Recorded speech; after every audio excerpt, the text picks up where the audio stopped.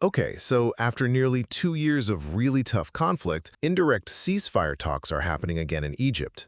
They're looking at this 20-point plan from former US President Trump. They're like magnets pushing each other away. First, the big sticking point comes down to two demands that just don't seem to fit together. Israel, under Prime Minister Netanyahu, is saying Hamas needs to fully disarm, Gaza must be demilitarized, and Israel keeps the final say on security. No ifs, ands, or buts.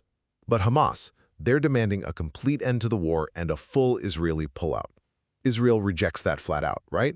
They're worried Hamas will just rearm and we'll see repeats of attacks like October 7th, 2023. Second, let's look at the actual proposal. It focuses on three immediate things. Get a ceasefire now, release the hostages, and start rebuilding Gaza. Hamas has kind of signaled they might accept parts of it, even offering to release all hostages within 72 hours of a deal. But they want a huge prisoner swap in return, maybe involving 2,000 Palestinians. The plan also talks about what happens after a ceasefire, like turning Gaza into an international trade zone secured by some kind of international force. Finally, what are the real chances here? Well, because of all that deep mistrust, a full agreement seems pretty unlikely. Prediction markets give it low odds. But a short-term truce, that could actually happen. Experts think maybe a 60-day pause to get aid in and hostages out, especially with pressure from Trump.